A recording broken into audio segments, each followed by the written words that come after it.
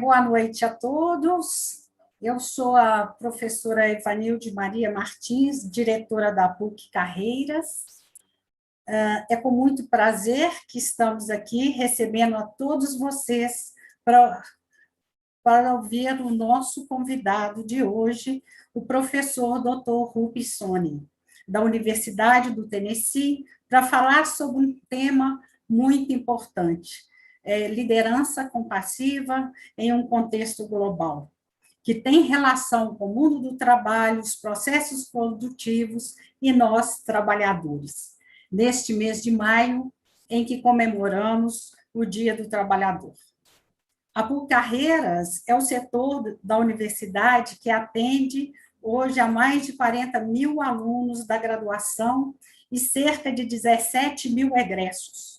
Nosso foco está no desenvolvimento da carreira e na empregabilidade. E para fazer isso, além de ofertar as vagas de estágio e emprego, nós buscamos,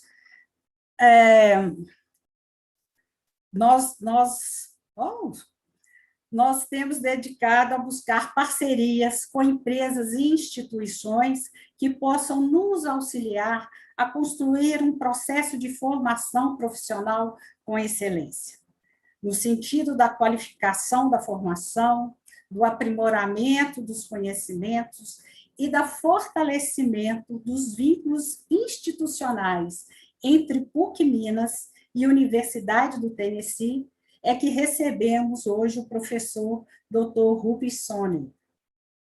Já temos um convênio firmado com essa universidade e gostaríamos de ampliar as possibilidades de parceria, quem sabe a partir deste nosso primeiro encontro. Gostaria de registrar e agradecer as presenças da professora doutora Maria Inês Martins, nossa pró-reitora de graduação da PUC Minas, e da doutora Gretchen Nessler, pró-reitora de Assuntos Internacionais e diretora do Centro para Engajamento Internacional da Universidade do Tennessee. Agradeço a todos os professores e alunos aqui presentes, aos membros da direção da PUC Minas, os diretores de instituto e faculdades, diretores acadêmicos, coordenadores de curso, que sempre nos apoiam nas nossas atividades. Obrigada pela parceria de sempre. Quero agradecer também à professora Vanessa Veloso, ex-aluna da PUC Minas, e o doutorando Guilherme Zucoloto, da Universidade do Tennessee, e a professora Raquel Furtado, minha assessora, pelo trabalho conjunto para que este evento fosse possível. Não devo esquecer de agradecer de coração a todo o corpo técnico, administrativo, que tanto se empenhou para que a gente pudesse fazer esse evento com qualidade. Neste momento, gostaria de passar a palavra para a nossa pró-reitora, professora Maria Inês, e em seguida para a doutora Gretchen Nessler, para fazerem a abertura. Maria Inês, por favor. Boa noite. Gostaria de agradecer a presença de todos os alunos, professores e demais convidados. É com muita alegria que recebemos nesse auditório virtual da PUC Minas o professor Dr. Rupy Sawhney e toda a equipe da Universidade do Tennessee.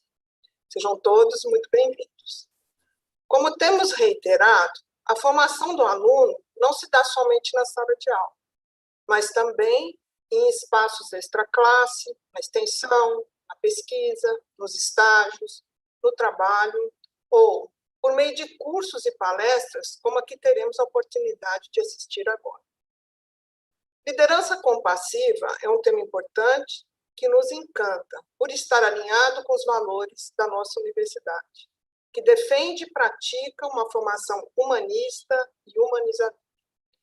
Nesses tempos tão difíceis que estamos vivendo, é ainda mais relevante abrir espaço para a discussão de abordagens que incluam o homem no centro do processo de trabalho. Além disso, essa conferência integra os nossos esforços no sentido de internacionalizar cada vez mais a nossa universidade. Alunos, professores e convidados aqui presentes Desejo que aproveitem a palestra e que sempre participem dos eventos da PUC-Carreiras. Muito obrigada. Obrigada, Inês. Eu convido agora a doutora Gretchen Nasler, por favor. Gretchen. Good evening, everyone. Thank you very much for joining. It's a pleasure to be here and be invited to this event. I just wanted to say a few words about how very important the establishment of global partnerships is, both for our institutions, but also in general, and to share with you a little bit about the value and the importance that goes along with the establishment of those partnerships and why we think that this is the best way for us to begin a relationship with each other. If we're not able to be fully authentic with each other and to be able to share what's important and then work together to find solutions, then really all of us are holding partnerships for no purpose and no meaningful value at all. And so therefore it's events like this that bring institutions together and allow us to come together and share our ideas, be with one another, and come to a deeper understanding of what we're passionate about and what's so very important to us. It's truthfully what makes leadership the most important piece of our work. So I'm pleased to be able to welcome all of you. I believe that this is the start of a wonderful partnership between our two institutions. I also hold great hope that this event will then lead us down a pathway to be able to identify new collaboration, things that are innovative and entrepreneurial, and things that higher education in both of our countries need as we move into this reimagined point in time after we go post-pandemic and begin to think about what our lives and internationalization and globalization looks like together. Thanks so much for joining us. Thanks so much for your interest in working with the University of Tennessee.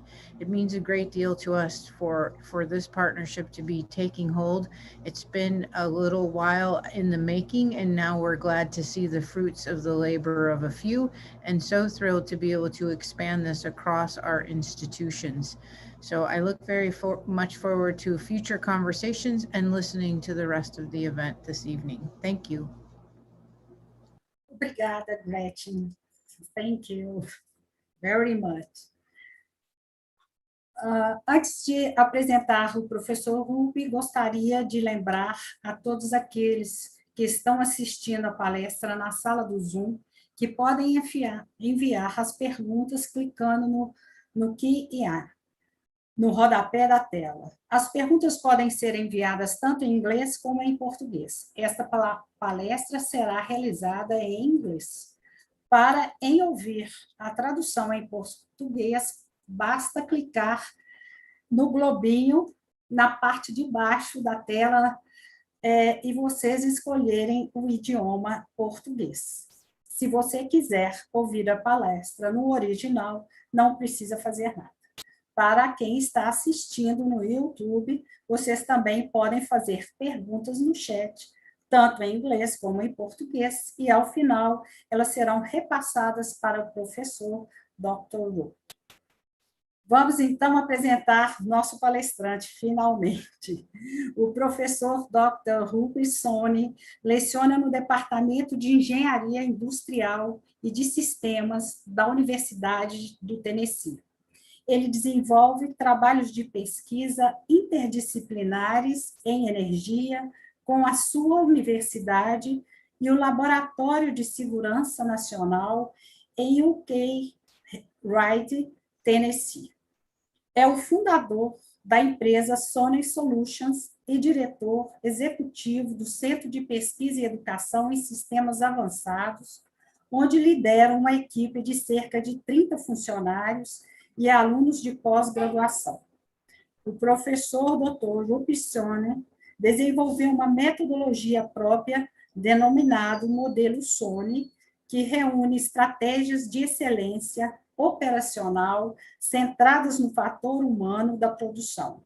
Este modelo é a base de projetos transformadores e inovadores e de programas de treinamentos para indústrias e órgãos públicos.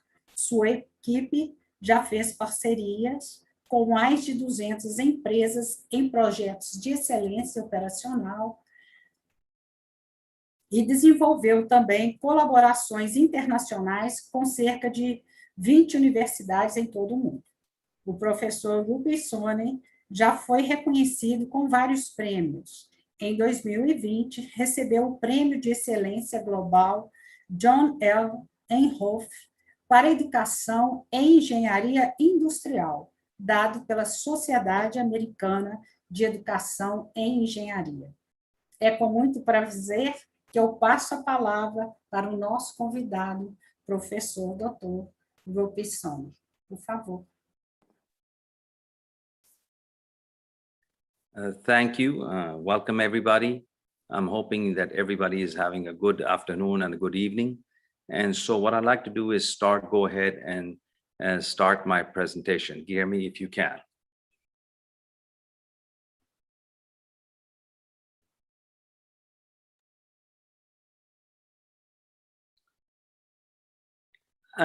The presentation is about leadership.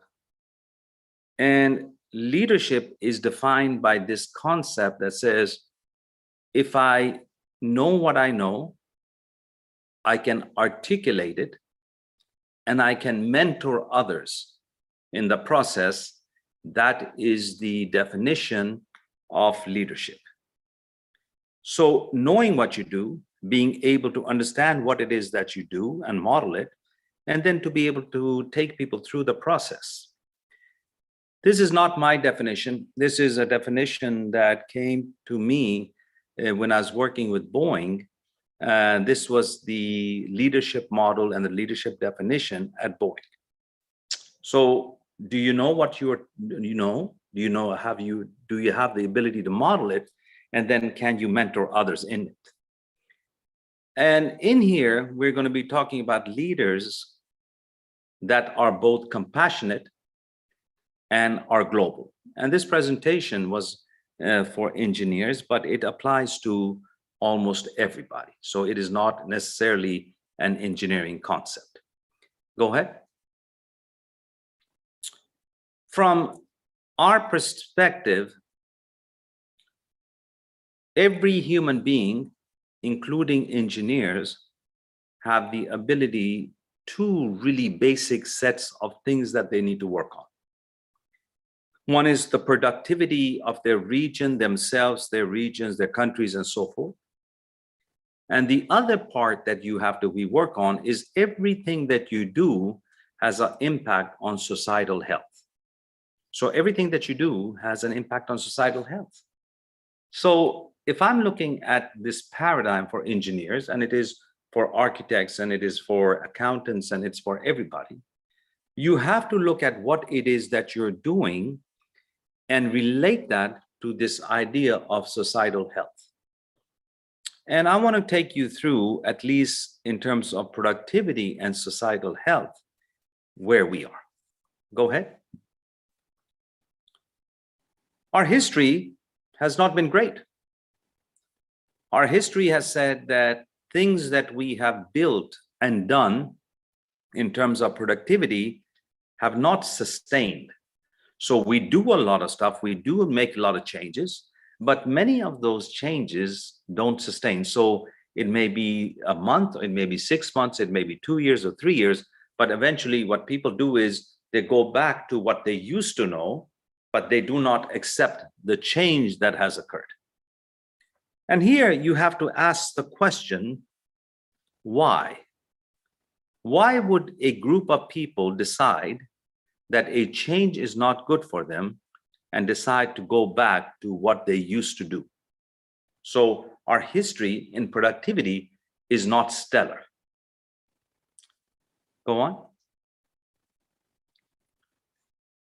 Our history, at least from an engineering perspective, how we design system, it is not how we design medical systems that help people. It is not about the science development that we're talking about, but it is the design of systems where people work.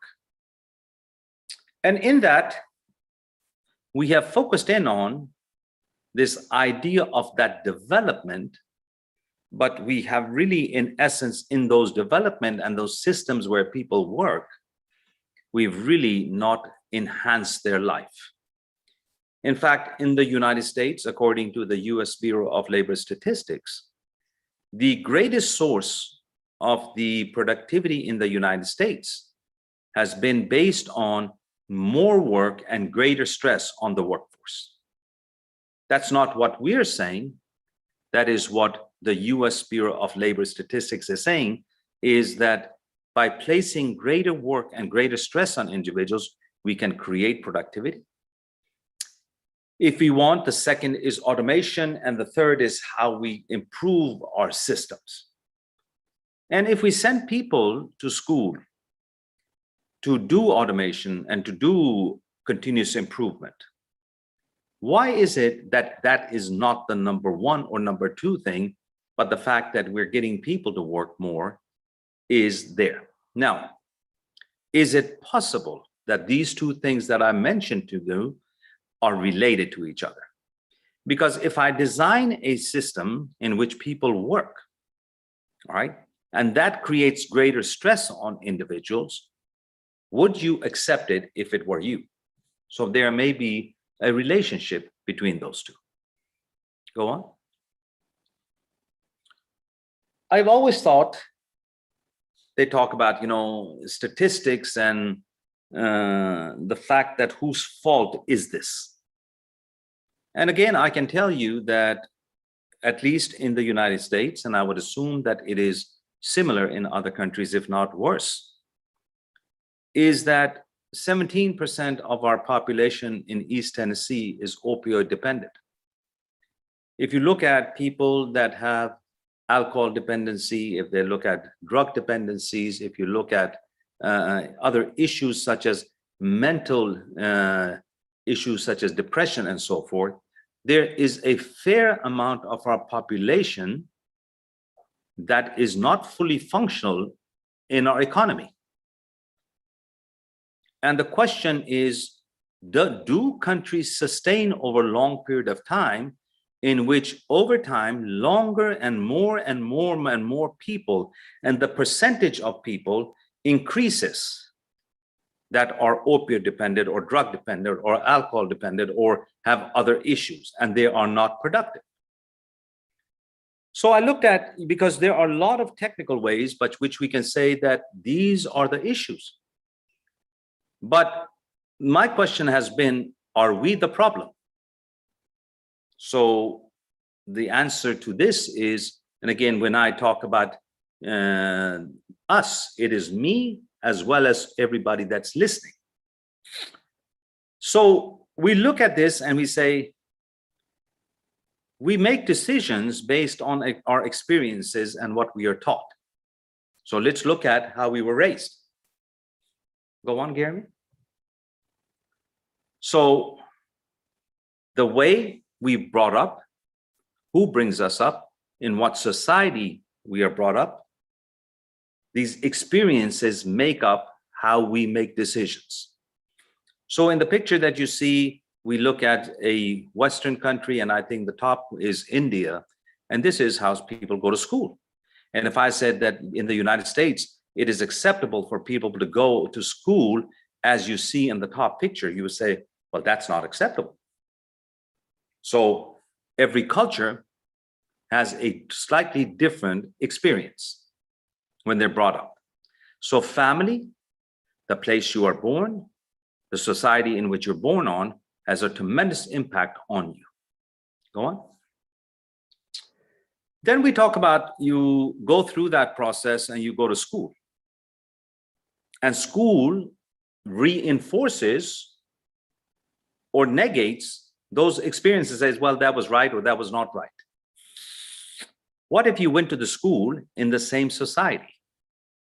And therefore, instead of saying, well, that's the wrong way to think, or that there's another opportunity to do something, what if they reinforced it and they said, well, it is. So on the top, you see a university that is in, I believe, in Africa. And then you see the one in the bottom, I think, is in the United States. So what you're taught reinforces what your families brought you up with. Go on. And then you go to work and you take those things that you are taught, all right, and you start designing those things. And those are the values that you use in addition to your accountancy, in addition to your engineering backgrounds, in addition to your business backgrounds and so forth. And those are the values that you use. So my question has always been, what percentage of decisions are made based on who I am, and what percentage of it is based on technical skills? And my thought is that a lot of decisions that we make are on our value systems, and little less than that is based on what we have learned from books. And when we go to work, we are there at work and they reinforce whatever we've learned. So the question is, what have we learned? Go on, Gary. I'm going to present to you two things. You have to click one more time. Okay. I'm going to present to you a test for you. And the test is how you have been brought up, how you have been educated at a university, and how you go and work at a company. I want to have a test that says your paradigm is that productivity is based on employee well-being, or productivity is based on the amount of work, employee effort that you put in. When we present this to everybody in the United States and around the world, I would say that maybe 85, 90, 95% of the people say their paradigm of thinking is number two. Number two is, the more I get somebody to work, the more productive I am. The more I get somebody to work, the more productive I am. That's how my family raised me. That is what the university taught me. That is what my work did. And therefore, that's the paradigm by which I am going to make decisions. All right. The question is, if that is the way I make decisions, that must mean, go on to the next, that when you see these pictures, there are two things that come across. In each one, this is a work environment in two different cultures. And in the first one, really nobody's working and everybody's sitting around. And in the other one, there's one or two people working, and there's about 2, 4, 6, 8, 9 people that are watching. If you were a supervisor looking at this, what would be your first impulse? What is the first impulse that you have? The first impulse may be, because of the way you are raised, be this idea that, my God, if we're paying for these individuals, why are they not continuously at work? Continuously at work. And the second is, in my opinion now, and it depends on where you sit, you may look at slide on the left and you may look at the slide on the right, and you may treat them somewhat different because of the cultural difference or the cultural bias. So I then start seeing that the way I think, if that's the paradigm that I have, it influences the way I think unconsciously, not maliciously, but unconsciously.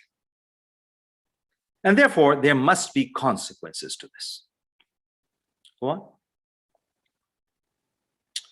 So, what are the consequences? So, if many of us believe that a human being, we always say, no matter where we are, that a human being is the most important, notice the word, asset of a institution.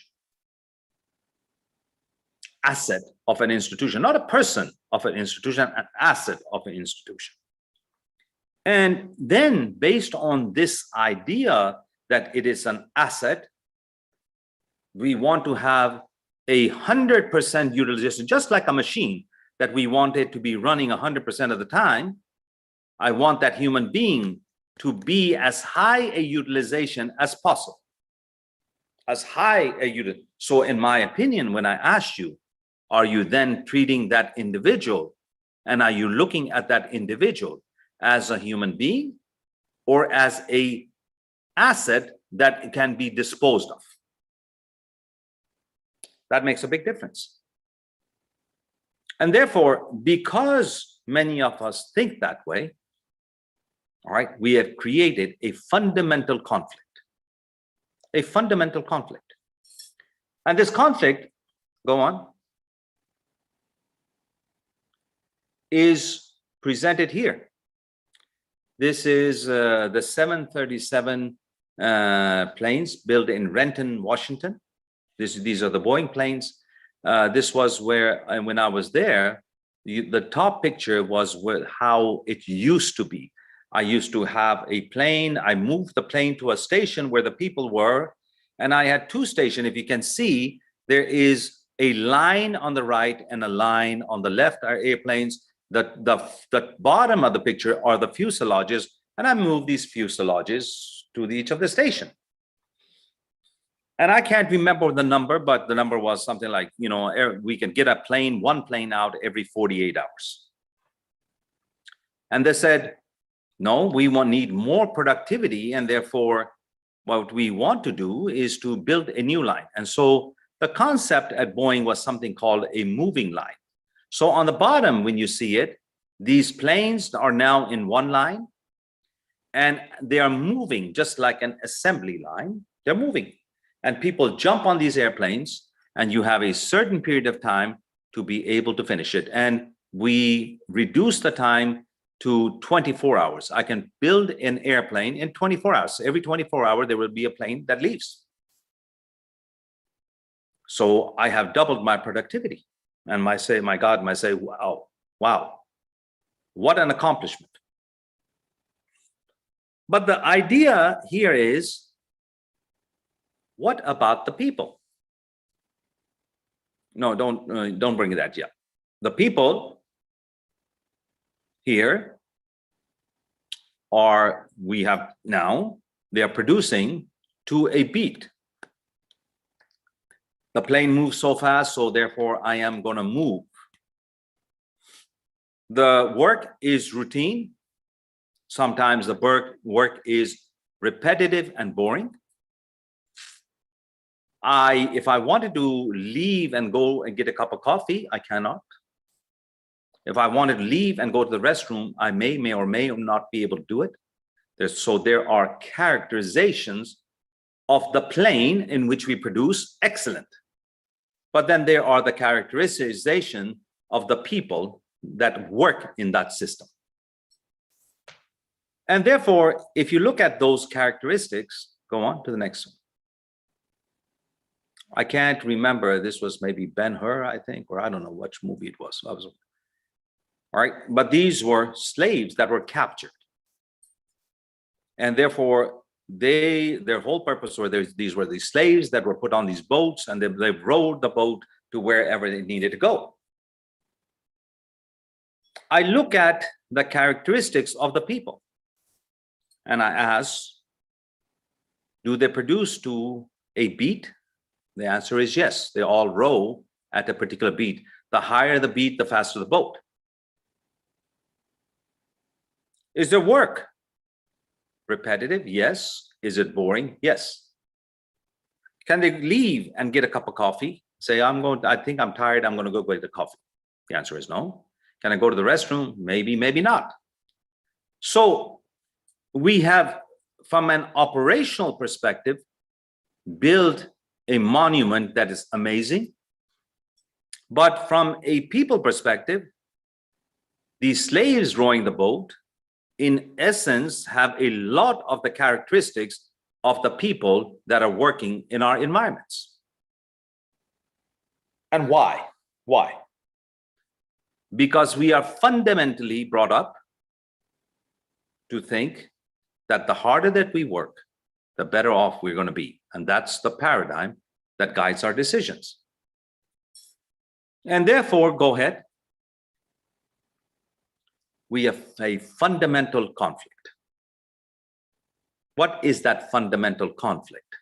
The fundamental conflict is we want, on the black side right here on the left, the planes coming out. It looks magnificent. It is modern. It is not something that we have never seen, and therefore we produce these things. They are constantly running. There's no variation. It is moving. It is moving. It's moving all. We create that concept. On the right-hand side in the white is what people want. So we have an operational system and we have a people system. And one weekend we were looking at Maslow's hierarchy of needs, and we applied it to work environments. And I realized, whether right or wrong, that people work initially for a paycheck and job security. That's number one. Once they achieve that, they want to work for safety. This is physical safety. This is emotional safety. This is social safety. This is all kind of safety. And safety in this case means that no matter who I am that goes into work, I want to be treated safely and with dignity. Weight should not matter. Gender should not matter. Ethnicity should not matter. Religion should not matter. But I want to be treated right. After you do that, we say that I want to have a balance of life. Balance of life means I want to work hard, but I want to go home and I want to raise my kids. And once you achieve that, you want this engagement. Well, my work must have a greater meaning than me signing papers. And once you achieve that, you want to have self-actualization, in which it says, I want to be recognized as a leader and I want to be able to impact people. These two systems are in complete conflict. And it is not because of the techniques that are taught.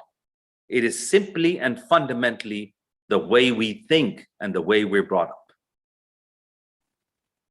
So when I look at leadership, leadership should be able to recognize this. And leadership should have the ability to be able to take this concept and offer a solution. This is fundamentally, no matter who you are, where you are a leader if you understand this, you understand and you're aware of this, and then you can go ahead and you say, I offer a solution. Go on.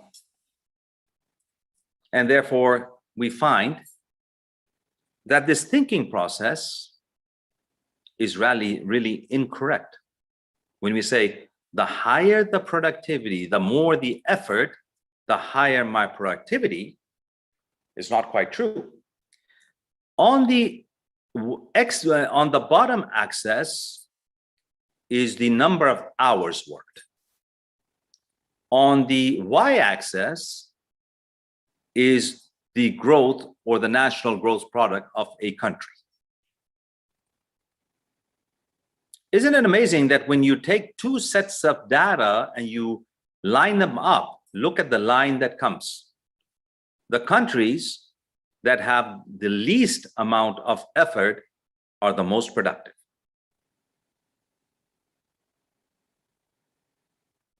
So as I go from here, from on the x-axis, as I'm going to away, that means that I'm more productive. And yet you see that when I look at the y-axis and I look at the number of hours worked, the number of hours worked for the most productive nations is the lowest number. How is that possible? How is that possible? That everything that we fundamentally grew up believing, but when we fit it to data, the data tells you that you think incorrectly. Go on. And therefore, this impacts a lot of stuff. If you look at the percentage of, and now we're looking at the top 10 most productive nations, and you look at the United States has more people working overtime than other of the 10. If you look at work balance, you look at the United States, the higher the number, the worse off you are, all right? And look at the United States in terms of the fact that it does not provide a work balance, does not provide the ability for you to time spent for yourself, the ability to spend time with the family, with your friends, and at work. That's the definition. Go on. And similarly here, the most stressed countries, we look at the United States, and we look at some of the healthiest countries, we look at the United States. You know, these are countries, again, these are from the top 10. But if I ask the question of Brazil, how much is the effort that you have versus the productivity that you have? And if you are causing people to have, I want to utilize them 100% of time, what is the impact, societal impact that you have? Our motivation for our research group is that I do not believe that the United States or any other country has the ability to have 30, 40, 50% of the people not fully participating in the economy and yet continue to be competitive. And the other part is that it is important is majority of these countries that have the least amount of effort, all right, and are the most productive, guess where they are? Generally located. Northern Europe or Europe. Why? Why only that region? Why not Brazil? Why not Mexico? Why not China? Why not India? Why not others? Why are the people have two different lives? In one of these countries, if you take 6 weeks of vacation, you're actually given a bonus. In another country, there is no such word as overtime. So it must be based on how we have grown up. How we have grown up and what values we carry. Go on. And therefore, can we learn? All right. Go on. I think we can. I think that if we are made aware, we can. Yet, we also must understand that each of you students or faculty or others that are here in the audience, we're kind of different. And I'll explain to you why I think this core value that I talked about, the how we were brought up and what are our core values are important. I looked at famous painters and I said, if the basic tools and skills and material is the same, right? Why is Picasso different than Van Gogh, than Rembrandt? Why? It is not because of the material they use, it is because of the core values of what they believed in. Similarly, again, this is not for engineers, but I would ask all of you, go on. All of you. And again, this is rights engineers, but I'm asking you, if you're a business major or you're an engineering major or you're in social sciences or whatever discipline you are. You must understand and explicitly be aware of your core values. Because unless you have those core values, you're just going to make decisions based on whatever it is that's going to happen. Go on. So, for everybody, I don't think this is for engineers, I believe in your field of study, the technical competency. And I've added two things that are important to me that are slowly, one, to design systems based on compassion is something that has happened within my group for the last 15 years or 20 years. But the idea of being a global citizen is a second core value that I hold, and to me, these are core values. I should not believe that there is a difference between an individual in the United Arab Emirates and Mexico. That whatever techniques I have as an engineer, as an accountant, as a business, is good for everybody. That it applies to humanity.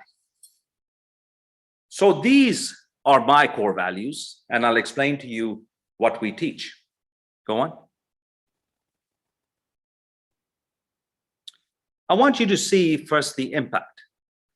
Many of you would know something about Industry 1.0 all the way to Industry 5.0. These are fundamental structures that tell us how to design something. I want you to look at the fact that from Industry 1.0, 2.0, 3.0, 4.0, look at what it says. I'm going to read Industry 5.0 for you. Summarized as the combination of humans and machines in the workplace. The third and fourth revolutions were hard on humans and hard on the environment. Previous generations had to adapt their lifestyles and who they are to the machines that were created. That's our history. And now I want to show you on the next page what this history means. Look at the time frame. The Industrial Revolution occurred, I believe, they gave it some number around 1760. All the way to 2018, from 1760 to 2018, we forgot about humans and we simply designed machines and we designed environments around those machines.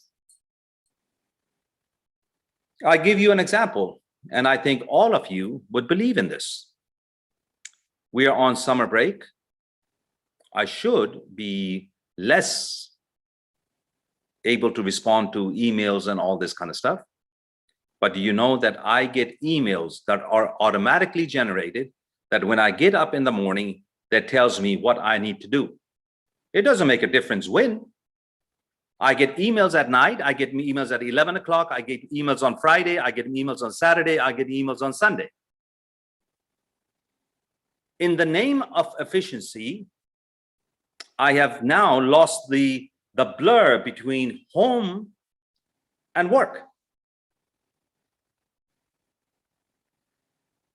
And I'm okay with it because as you can look, I don't have a dark beard and I don't have dark hair.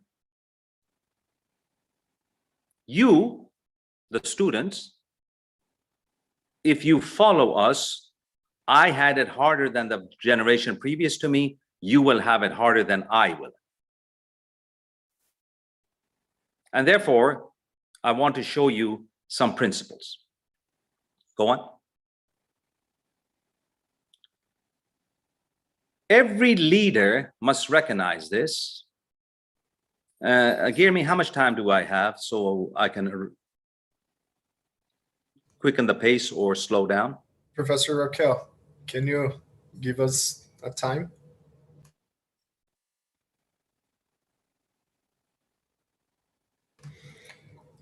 Well, I'd say 30 minutes, Dr. Sawhney. Desculpa, Guilherme. Quanto tempo mais Dr. Sawhney tem? Só para saber o Yes. ritmo que Não, ele vai. ele pode ficar à vontade para concluir o pensamento dele sem problema. All right, so Dr. Sen, take your time. No, I don't want to take everybody's time. Everybody has to go eat dinner. So I'll go through this as quick as I can. It's been a pleasure, Dr. Sawhney. So in this system, where this is the problem, we want to create leaders, not somebody that looks at a football match and says, I'm really good at it, therefore I'm a leader. We need people at institutions and at universities and different places to be raised where they're aware of this and then can design systems that align with the well-being of society with the productivity of the society. So every system that we look at when we say principle number 1, align productivity transformation and employee quality of life. That must be fundamentally within your mindset. You cannot achieve a goal without having another goal that says, have my people done better? 2, develop a system-based strategy to positively impact operations and people. So 1, you should be aware of it. 2, you should be able to develop a strategy. Okay. And for those that are interested, I can share this with you because I know that at least around me, it's around 6 o'clock. And Guillermo had told me that I was supposed to speak for about 45 minutes. Go on. To the next slide. This leader must be able to utilize performance measurement systems to develop organizational culture. You grew up in your families with a particular behavior. One person grew up differently, another person grew up differently because those families measured different things. These performance measurement systems is something a leader should understand. All right, go on. We hate the word efficiency. I don't know what efficiency means. I really don't even know what productivity means. Efficiency means how quickly you do it. Productivity is the ratio of the input to the output of a system. But what we want you to think about is the reliability and the resilience of a system. Reliable means what? That I should be able to provide you with whatever you need to be able to do your job. So therefore, I'm designing a system for the success of the people. Majority of us at work are looking for things. Who is there? Can't find him, can't find her. Where's my material? Where's this? Where's that? All this stuff. And I spend a lot of time doing this. And then I get an email saying, well, you're pretty inefficient. Why don't you become more efficient? The concept of designing compassionate systems is designing systems to ensure people's success. And that is done through the design of reliable system. Reliable system, the probability that a system works as intended over a period of time under the environmental conditions that it was built for. Go on. Think about sustainability. The leader must think about sustainability. Whatever you have, if you're looking at a house, if you're looking at a family, if you're looking at friendship, if you're looking at an environment in which you're looking at, you cannot simply say, I want to do something. You have to look at sustainability. How do I sustain something? If I really care, I can sustain a friendship. I don't care, I don't have to. And then this idea of cultural change. Okay. What does cultural change mean to you? And how do you do it? So a leader has basically in my mind, 6 basic skill sets. All the way from saying people are important to me in what I do, to the number 5 and number 6, where we talk about sustainable programs and cultural development based on reliability and performance measurement system and all that.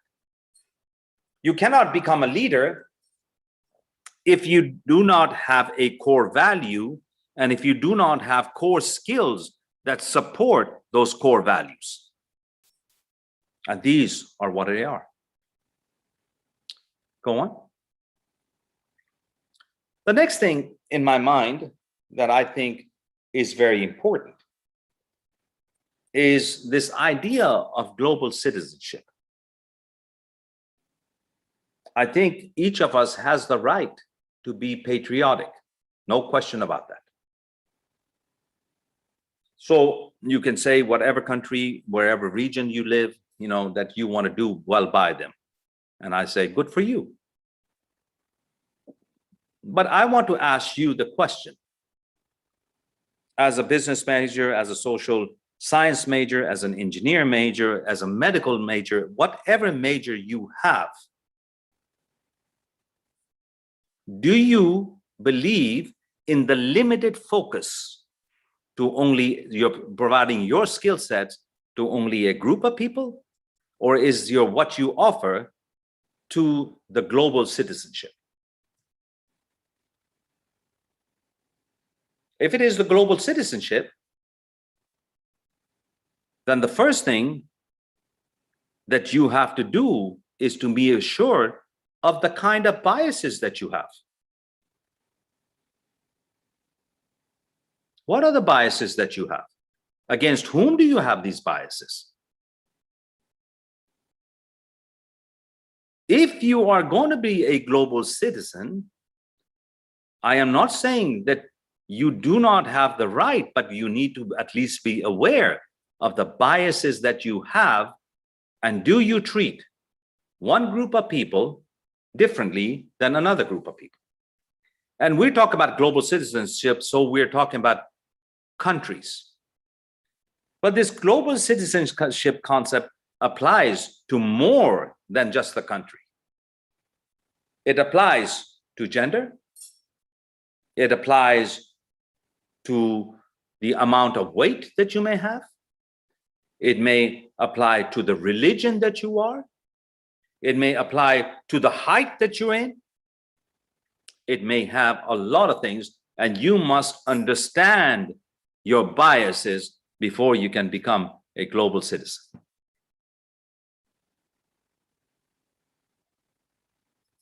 And I always thought about this, and I don't know the answer. If I have a leader that's only a leader for one group of people, is that truly a leader? I don't know the answer.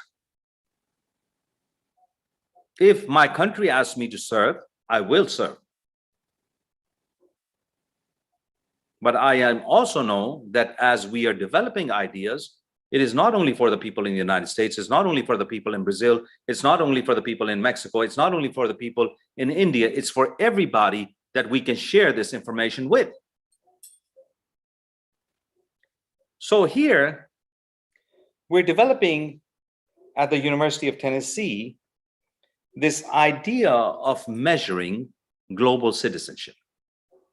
Go on. And so we're looking at, the first thing we look at is this idea of global engineering ethics and humanitarian values. This means that you as a leader must have a concern for people in all parts of the world with a view of moral responsibility to improve life conditions through engineering problem solving. And if you cross engineering out, that's what you have to do. And I'll explain to you this all to you in a minute. I'm going through this as quickly as I can. Go on. 2, global engineering efficacy. As a leader, the belief and engagement to make a difference through engineering problem solving and technology towards achieving greater global good. Cross the word engineering out, and it applies to everybody. Go on.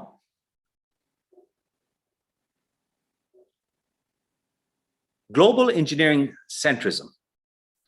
Person's value of what is good for the global community in engineering related efforts compared to what benefits just one's own country or group.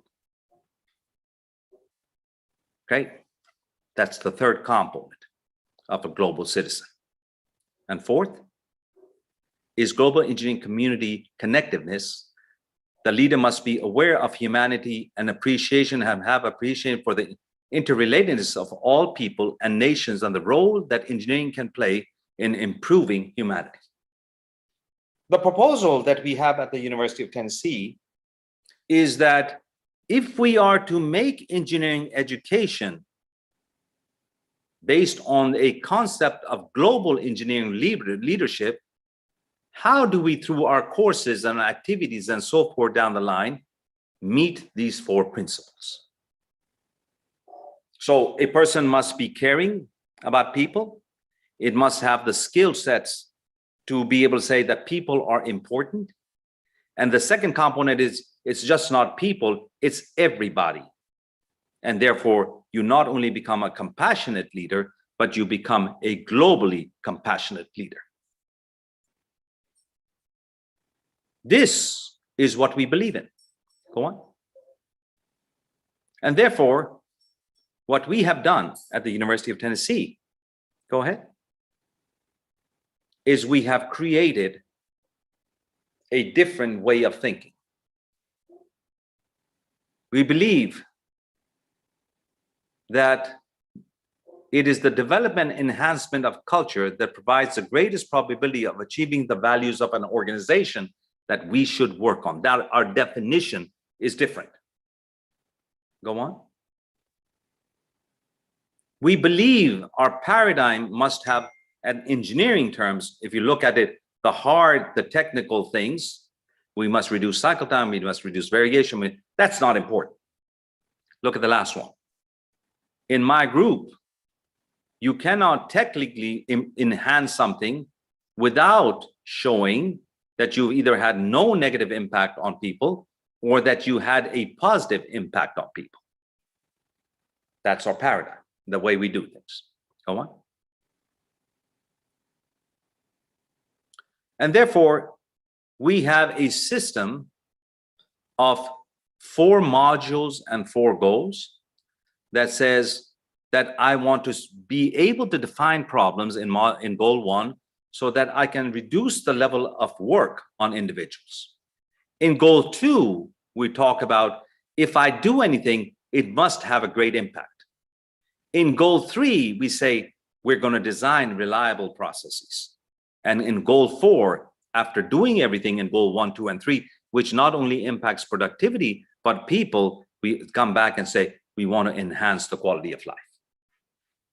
All right, go on. And so we have created a model based on critical problem solving that talks about define, go on, click, solve, and sustain. So everything that we do must be well thought through. So if you tell me a hard problem, I should be able to define that problem. If you say, well, what about immigration? Immigration is a complex issue. I must be able to look at and define that problem. Based on that definition, I must be able to solve it. And then when I solve it, I sustain it because it's not only good for business, but it's also good for the people, and therefore the people will accept it. Go on. So in module 1, we show you how explicitly to find the problem. How do you find the problem when it's difficult, when immigration comes up, healthcare comes up, or difficult manufacturing or a hospital problem comes up? How do we define it? So we show you how to do that. Go on. In module 2, we connect what you do to organizational outcomes. We show you, if you do this, this is what the result is going to be. If you do this, this is what the result is going to be. So people should be able to understand that. In module 3, we develop servant leaders. They solve the problem as a servant leader and not as just a designer of systems. And in module 4, we look and watch this. From an engineering perspective, we look and improve what? Employee motivation, employee engagement, and cultural alignment. And let me talk just briefly about cultural alignment because we're in Brazil. I do not believe that a design of a system, a design should take over and create a subservient culture. There are a lot of things that are designed everywhere around the world. You take them to another country and you ask them to be implemented, and as if there was no change, no impact. And therefore we say that's where technology says that culture is subservient to us. My belief is opposite of that.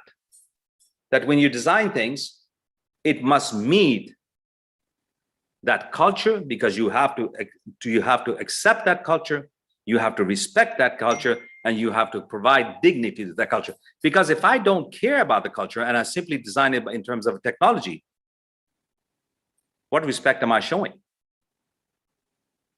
And therefore, this is the research that we are doing at the University of Tennessee. This is how we apply these things to industry.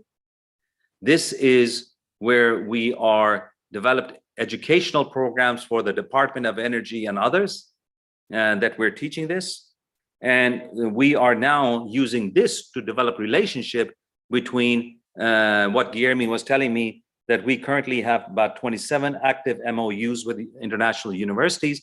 And currently, I think we have 3, 4, 5 different projects that are going on. So, go on. Can this work? And I'm not going to take a long time for you. Go on. This was a manufacturing company. Go on. Go on, go on. It's a manufacturing company. Watch this. From a productivity perspective, if you look at the lower line, which is either the orange or the green, we reduce the time that it takes to do the work. So therefore, instead of 7 units a day, they could possibly build 10.5 units. And I believe they're at this from 7 units to 9 units a day. My God, that's millions of dollars. But that's not the important part of this.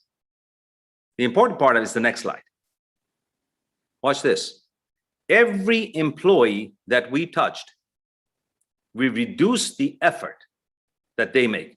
So how is it possible that we increase the productivity of this company from 7 to 9? We reduce the amount of work every individual does. So if you see, for example, in station 1, they used to take 3,000 steps, close to 3,000 steps per unit that they produced. So multiply that by 7. Now they take 1,300 steps because we put Fitbits on people and we measure them before and after. The retention level was 50%. The retention level is now, Carla was telling me 96% or 97% retention. How is it that people work less, they are more loyal, they are more productive? When I say to you up front, is it possible to align human well-being with productivity? Here is an example that we have. All right, go on.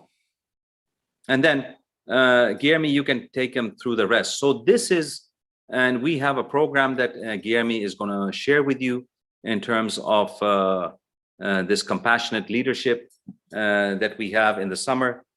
Because of COVID last year, we canceled it. But this year we have the model again. It is going to be online. And I believe that we had opened up 25 seats in Mexico. And within 3 days or 4 days or 5 days, I don't know what time, it sold out. So Guilherme, all yours.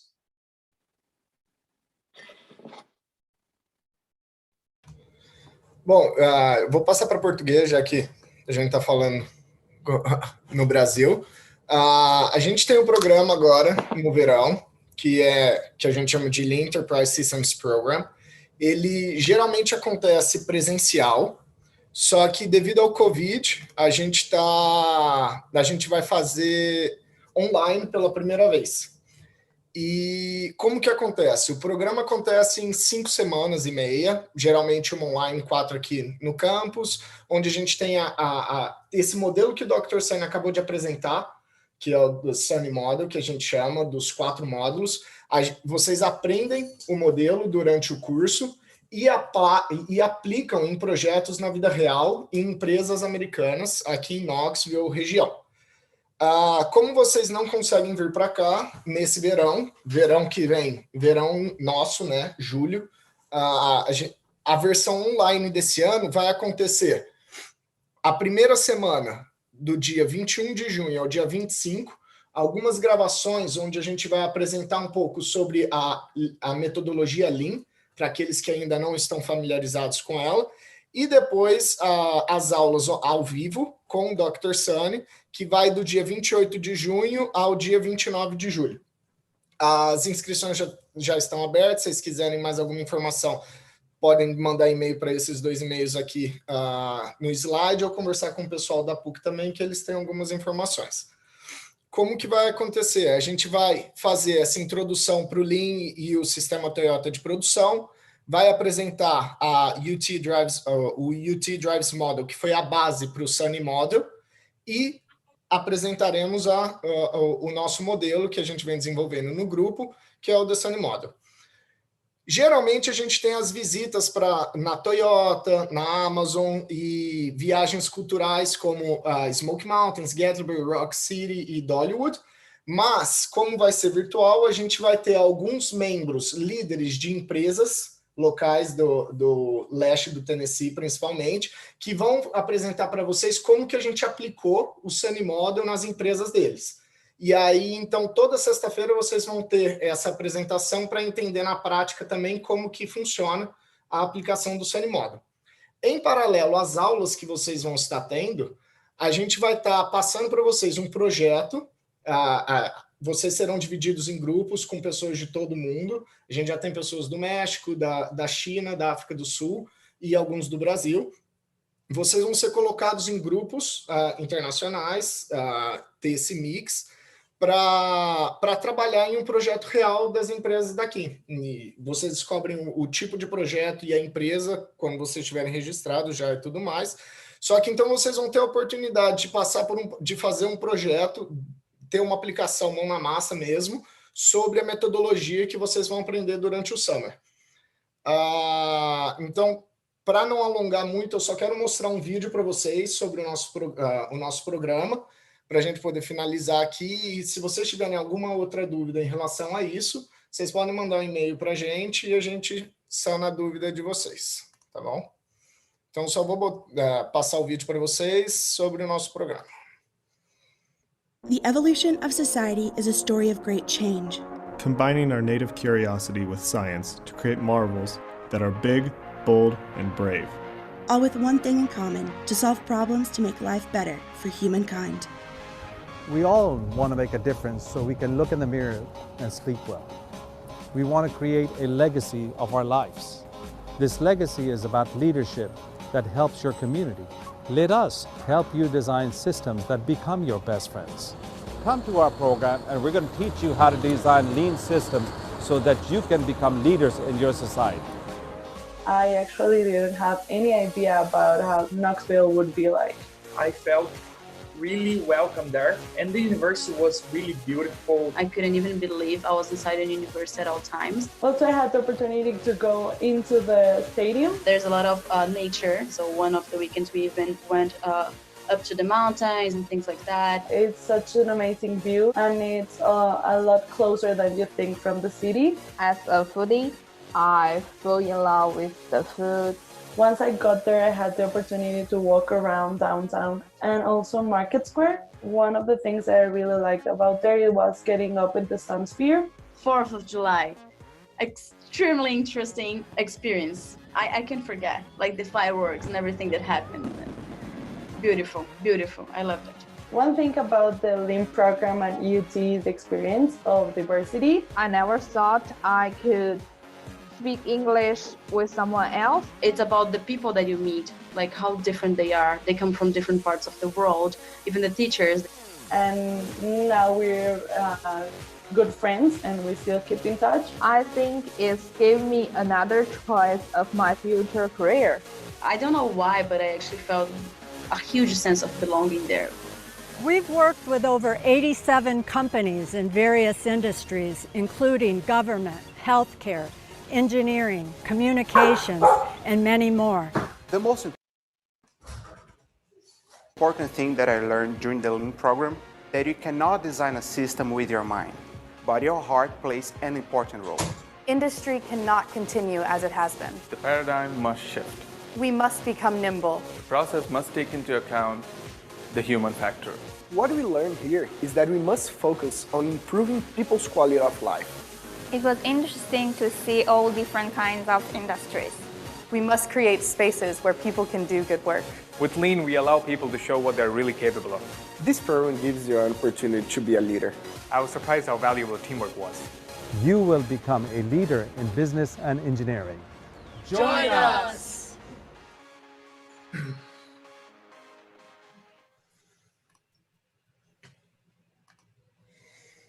Well, I give back to you, Dr. Sawhney, so you can your thoughts. If there are any questions, you know, I hope that you come to our program, but if you don't, I want you to kind of think through what we talked about. And if there's any questions that we can answer for you, we'd be more than happy to do that. There are some questions here, Dr. Sawhney. It's in Portuguese, I'm gonna translate for you. So Ellen Maya asked, while I'm not in a leadership role without big power of to influence other people, how can I influence my leader to have this vision? I think, so is she a student? Yes. I think this is a question that was often asked of us. Leadership, first of all, has nothing to do with age. Except when you are young, you may not have the ability or the authority to be able to make decisions. However, you know, when you walk into a company and you start working with a company, they immediately know whether you are a person that that carry a weight because you offer a lot. And when you're initially there, my suggestion to you is that you work with your supervisor. So you don't disagree with your supervisor, but the ideas that you have, you propose it to your supervisor. And at that moment in your stage of life, let your supervisor take credit for it. If they want to give you credit, that's fine. But then that happens. And if they propose it and expand upon it, then eventually people are not stupid. They will always know who did it. So there's not a question about that. So I would not worry about it. As a young person going into work, I would have my ideas. I would share them in a nice way. I would share them in a meeting. I would share them with my supervisor. And anytime that you can convince them that this is the right way to think. But you also have to understand that that person is under the issue of productivity. There are a lot of productivity issues that are there. And our model says that you can enhance productivity significantly, but you also have to understand to look at people. So share this with your supervisor, give him or her these ideas, let them help you take it abroad, and over a period of time, you will be recognized as a leader. Any other questions? Professor Ivanilde, você quer assumir para as perguntas? Guilherme, se você quiser continuar, acho que tem uma do professor Sandro registrada. Você está vendo aí? Se quiser, eu faço para adiantar. Pode fazer. É do professor Sandro Jerônimo. Dear Dr. Sawhney, in your opinion, what are the key elements to a country or society to be more productive? Could you say that again, Professor? In your opinion, what are the key elements to a country or society be more productive? I think that's a very tough question, so I can answer it in a limited way. I have probably gone to maybe 15 countries in Europe. So to say that I know Europe very well, that would be wrong. But this is my assessment of Europe. It all depends from country to country where you go.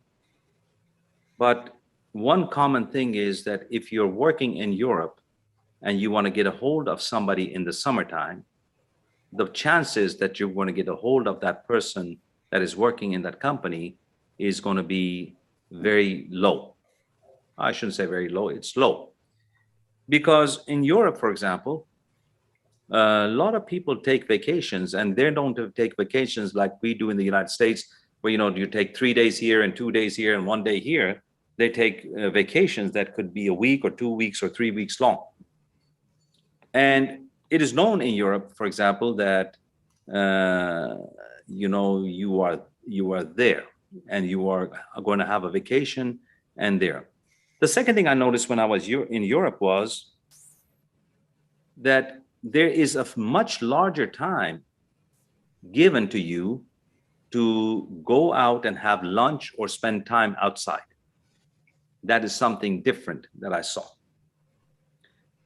The third thing that I noticed about it is that in many cases, they don't have to worry about a lot of things, because in a lot of cases, their education, in a lot of cases, their health, in a lot of cases, their retirements are taken care of, and therefore you have that. So they have an infrastructure fundamentally that allows them to do that.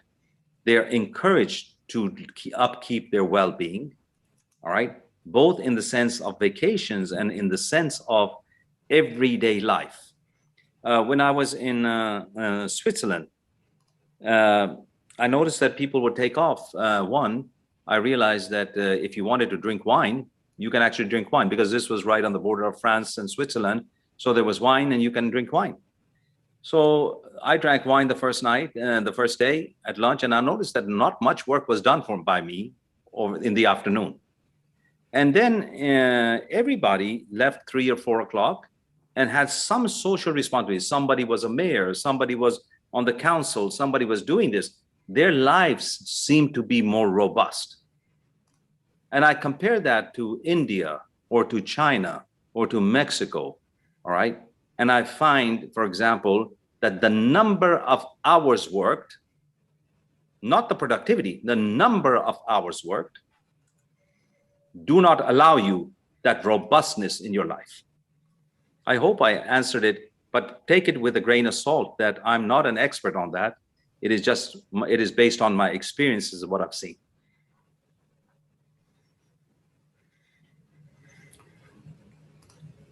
Uma outra pergunta, eu vou fazer um resumo, é uma pergunta grande, mas a que você atribui a associação ainda, a persistência, né, do modelo fordista de produção, que ignora o bem-estar das pessoas e que já está provado que não funciona. Porque ele se mantém, né? E nós sabemos que as pessoas, quando têm o bem-estar, estão diretamente associados com a produtividade no trabalho. So, Dr. Sawhney, to which you associate the persistence of this kind of Fordist production model? Can you hear me? I changed it to English translation. Oh, all right. So you got it. All right.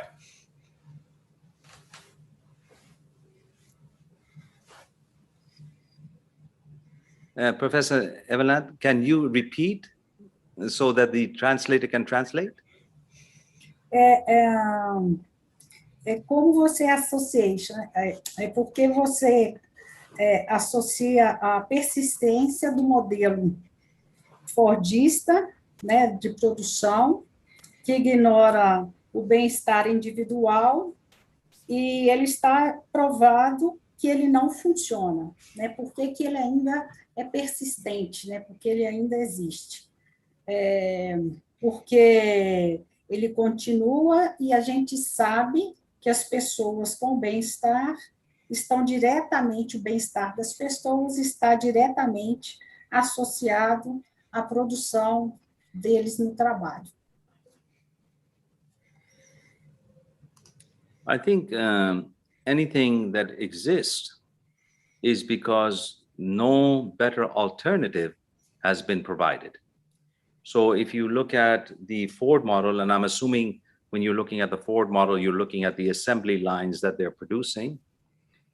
You know, it is that Ford line has been turned into the Toyota line, in which in Ford they used to make one model, and in the same assembly line, Toyota makes many, many models that are there. That's the difference. The question then, when you say, why does it persist?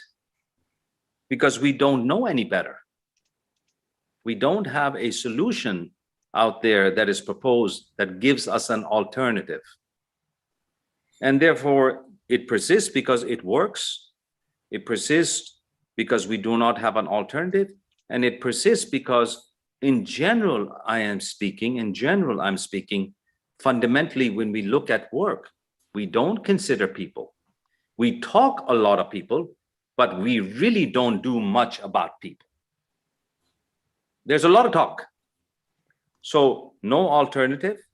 And our value systems are one that still says, yeah, people are important, but it is not supported by anything that fundamentally can help us change it. So my answer or my thought at this moment would be, we have no alternatives. And as we present alternatives and we show that these are working, maybe these become alternative solutions.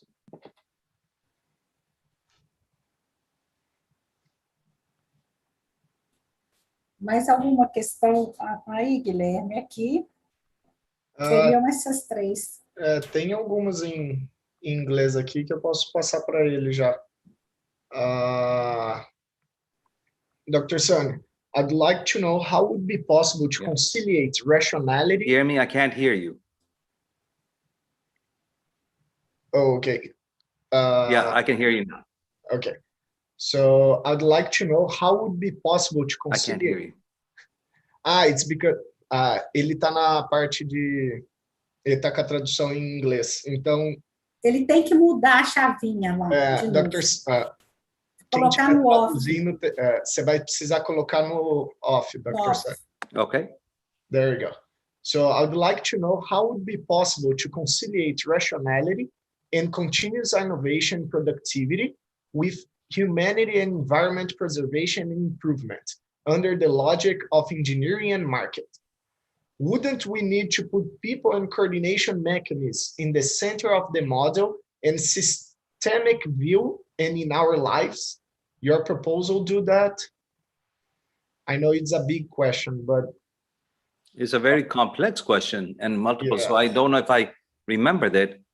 I think the first part that I remember is that the people are the center of our model. Right. So that has to be there. But just because we say that people are the center of our model cannot just be enough. But what you have to provide is a roadmap or a platform by which people can actually implement some of this. These are the two things that are coming to my mind. Guilherme, would you, if you want, repeat that if I'm missing something out of this. All right.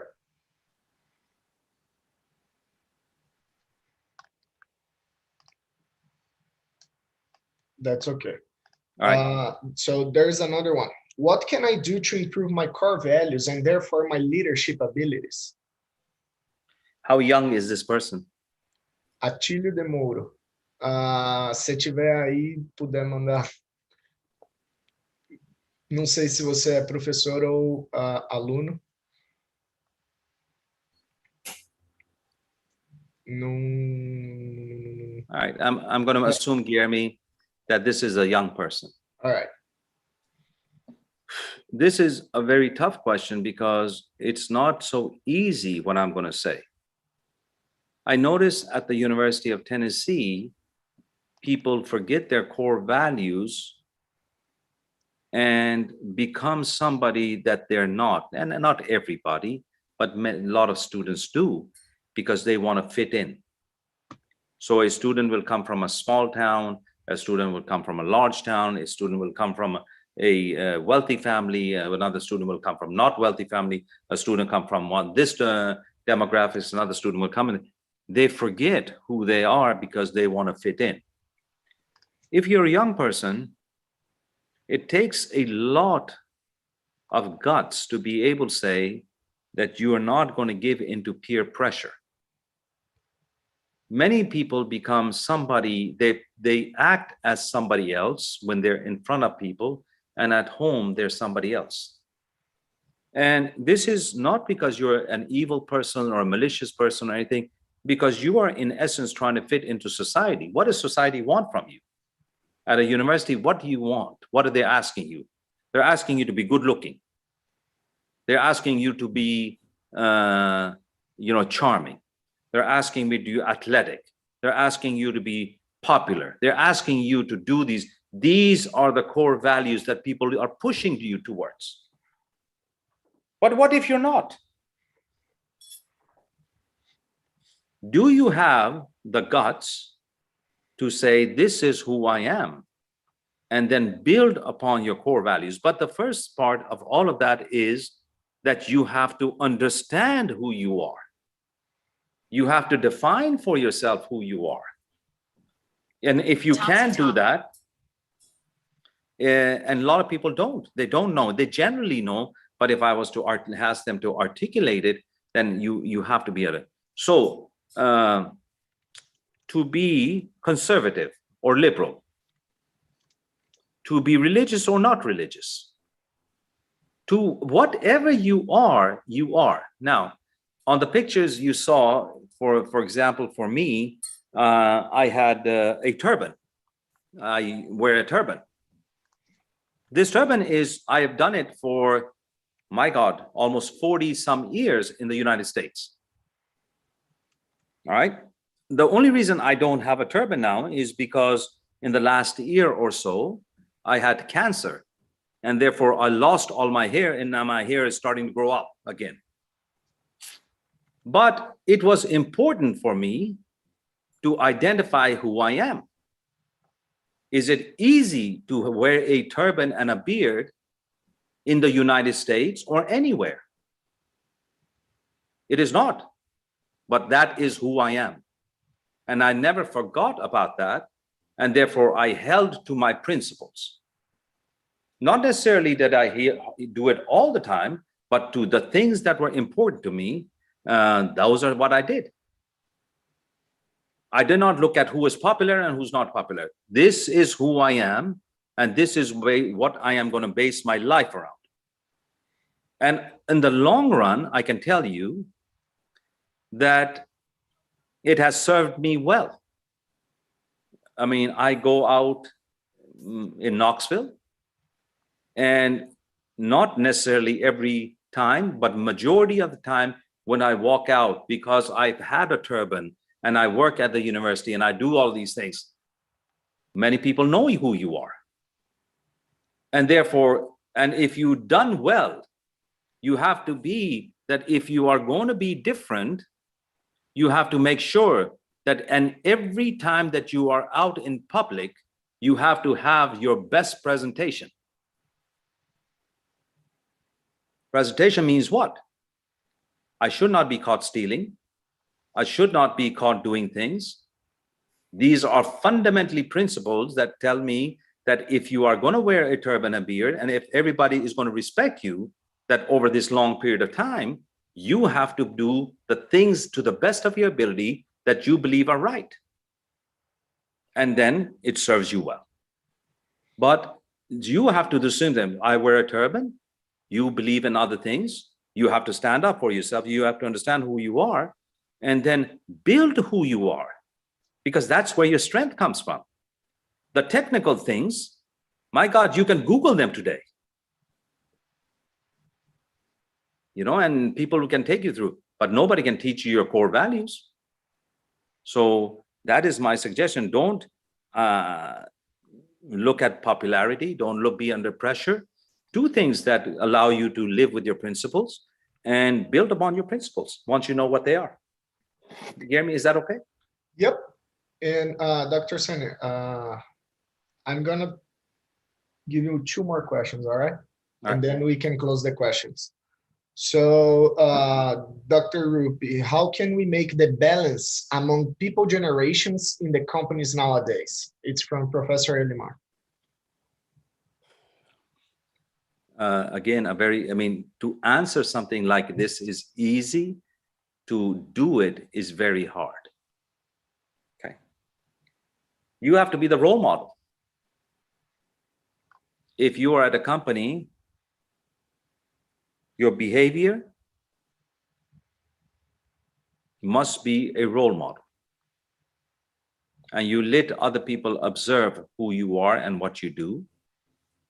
And let that be the first step in this process of integrating people. But before that, you must ask yourself the question, are people important to you? All right. 2, be the role model. The way you treat people that you have an impact on to the best of your ability doing with that. That doesn't necessarily mean that everything is positive. It can be positive or negative, but you have to hold to your principles. And that is the way I would start. All right. And the last one. So the global citizenship is something really interesting in our globalized world, actually. Is this approach directly connected with the employees' quality of life in the leadership perspective? How can the engineering improve this relation, as well as the core values for a better productivity without losing the focus on good life?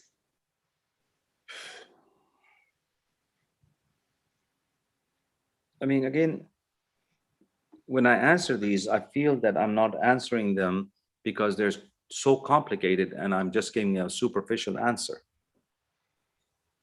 Is global citizenship part of being a leader? Well, if you are living in New York or New Jersey and you have a diversity of people that are working with you, that global citizenship is very important. That's part of your leadership. That's part because those are people that you work with every day. So when you have a diversity of people that are working with you, you have to make sure that that difference between people are not how you make a decision. Now, if you don't, and you work in a more of a homogeneous environment, does global citizenship mean compassion? I think not in that direct way because it's every day, but maybe part of the reason we're presenting today here to Brazil, or we work with a lot of companies, a lot of countries, is because what I have, what my group has, what the University of Tennessee has, it is for the people in the state of Tennessee, but it is also for the nation, but it is also for the global world that we develop things. As a researcher, as a professor, when we look at things, I don't sit down and say that I'm only going to do it for the, for the people in East Tennessee. That's not right. So there are 2 environments we're talking about, where one in which you have diversity and you have to deal with it every day. But 2, if you have a homogeneous environment where most people are alike, you still have to do what you have to do, and you have to spread your word for the well-being of citizens around the world. And here's something I look at. COVID has hit us really bad. But beyond COVID at this moment, do you know that there is a lot of conflict that's going on that is either because of starvation, because of migration, because of conflict? People are being impacted. So for us to say that my engineering solution is not applicable to them is fundamentally wrong, but the other part is for you to get access to those and be able to help them is something different. So that's the answer I have. If you are directly involved, take care of them daily. But if you are not directly involved, you should at least put your stuff out there so that everybody has access to what you're doing. And I believe, to some extent, speak for the University of Tennessee, that part of the University of Tennessee's mission is to build these international relationships so that we can learn from you, but at the same time, whatever we have, we can share with you. All right, and just to wrap up, because we're about without time, Dr. Sawhney, it's just a comment, it's not a question. The lecture was very good. Congratulations to Dr. Rupy. I want to become a leader, but the program being offered by the University of Tennessee doesn't fit my financial conditions. In Brazil, from what I know of the general values of people, I believe that it would be a little difficult to become a great leader, but it's worth the challenge and a great challenge. I would like to try. Even more in the area of engineering together with technology, the famous Industry 4.0. So tell Antolin Diamantino, he just wanted to make this comment. I think what I can also say is, if it is a financial constraint, there are always options on finding ways to do it. It's not the question that there's a barrier. We can always find options. The question is, do we have enough of motivation and persistence to be able to do it? I sometimes complain that what I find is a certain amount of complacency. We,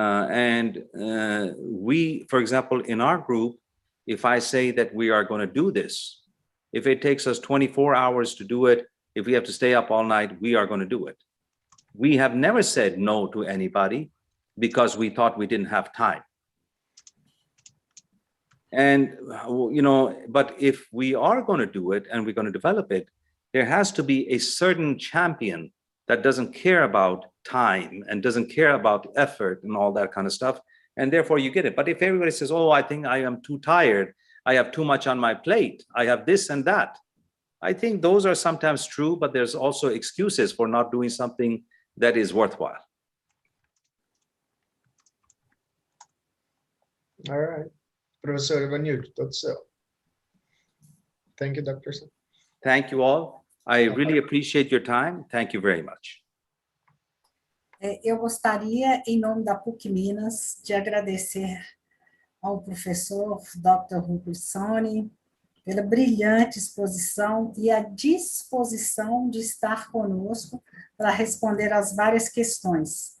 E nós vimos que a sua palestra nos instiga muito a pensar, tantos comentários, né, e as perguntas são sempre, né, importantes nessa discussão. Obrigada, muito obrigada por compartilhar conhecimento, né, e esse novo ponto de vista em cima de um sistema produtivo muitas vezes duro, né, muito duro para as pessoas humanas, trabalhadoras, que gostariam de se realizarem no trabalho. Nem sempre isso é possível, né, em nome de uma produção alta. Muito obrigada, muito obrigada. Muito obrigada, Guilherme, por estar aqui conosco até agora, e a todos vocês que nos assistiram, né, e que dividiram esse momento importante da PUC Carreiras. Eu queria avisar aos alunos que respondam ao questionário de avaliação do evento, que está na nossa página, carreiras.pucminas.br, e também na nossa página carreiras.pucminas.br, no blog, e também na plataforma da Carreiras, e vocês, assim que responderem o questionário, serão habilitados para receber o certificado. Boa noite a todos, e até a próxima evento. Obrigado, professora Vanilde, e todo mundo da organização. Thank you, Dr. Sawhney. Thank you all. Have a great day and a great evening. Thank you. Everyone, thank you. Bye.